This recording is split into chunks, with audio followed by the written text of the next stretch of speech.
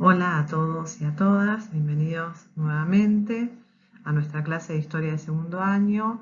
En esta oportunidad avanzaremos sobre las últimas dos etapas de la historia de Roma, es decir, trabajaremos sobre la República y sobre el Imperio, ¿sí? Observemos entonces las fechas y lo que nos queda por transitar. Vamos entonces a iniciar ese recorrido. Pasamos entonces a la siguiente forma de gobierno, la segunda etapa en la historia de Roma, que es la etapa de la República. Esta etapa dura desde el 509 a.C. hasta el 27 a.C.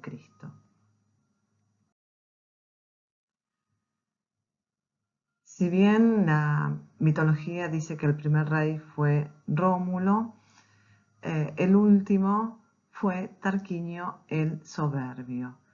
Este rey intentó dejar de que la monarquía sea electiva y pretendió constituirla en hereditaria.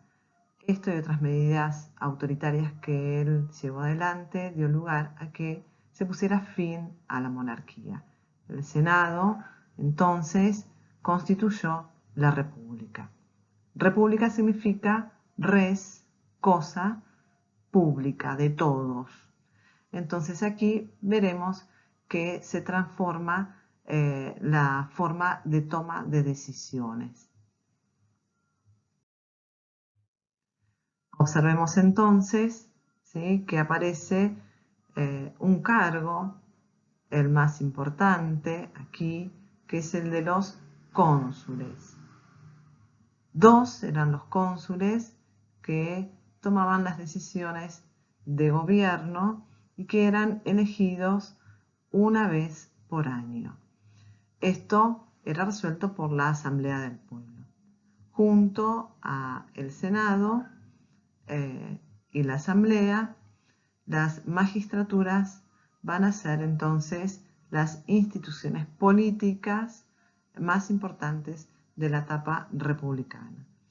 Los cargos de las magistraturas estaban organizados en lo que nosotros denominamos la carrera de honores, es decir, era un honor poder ocupar estos espacios de tomas de decisiones. Y como era un honor, entonces no se cobraba sueldo. Estos cargos eran anuales, es decir, duraban solo un año. Decimos que eran entonces gratuitos, porque no se les pagaba un sueldo, que eran electivos y colegiados. En la mayoría de ellos siempre estaban compuestos por dos o más integrantes para el autocontrol de sus funciones.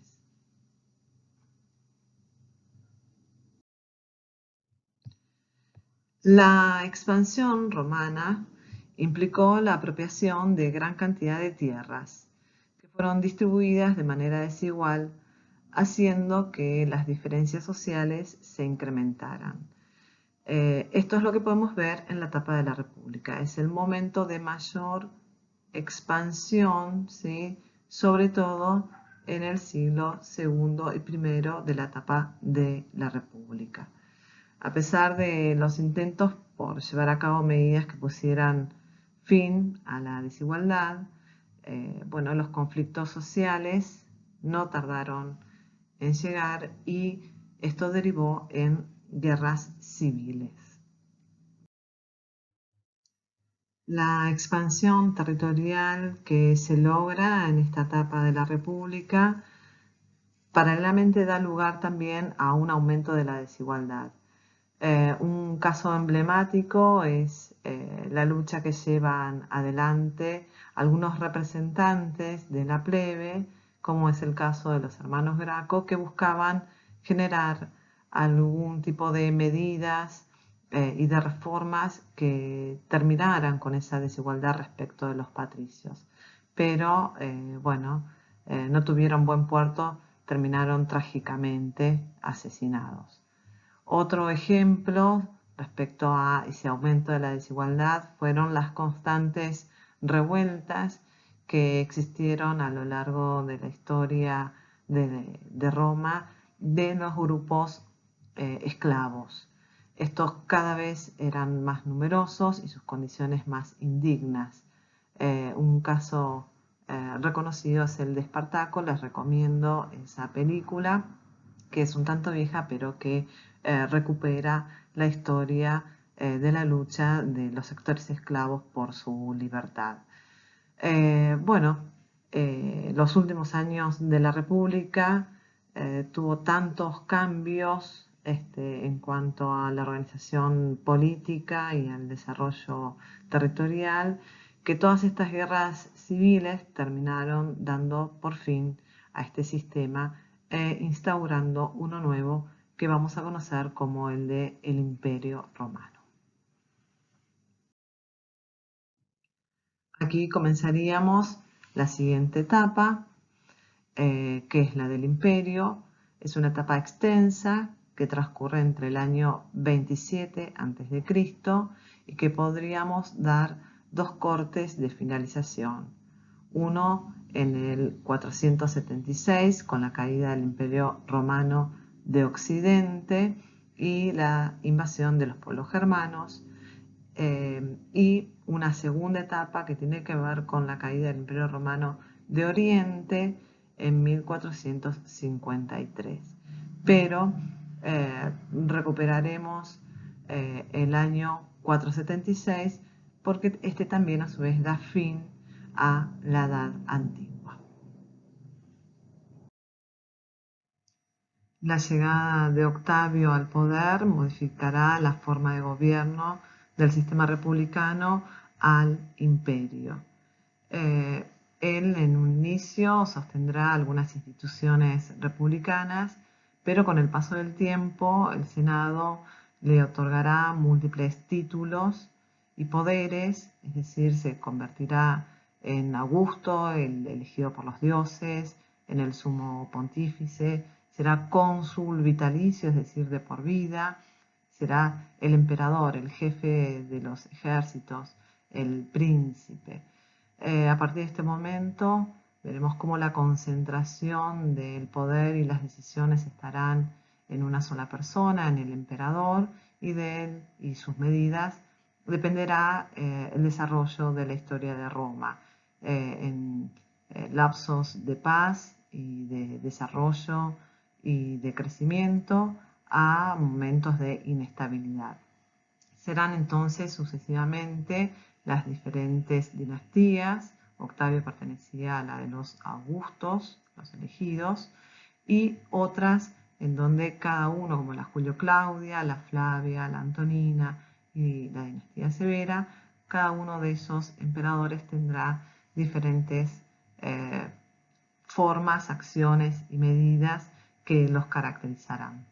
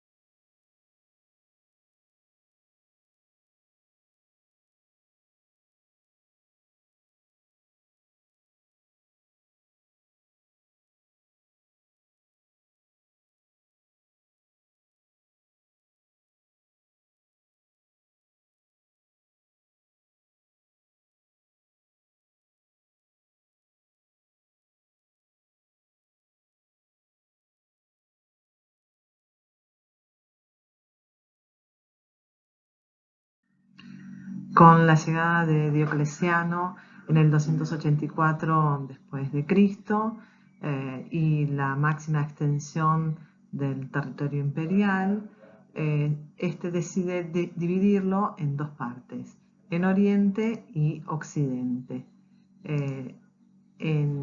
Occidente la capital será Roma y en Oriente la capital será Constantinopla. De esta manera existirán dos emperadores.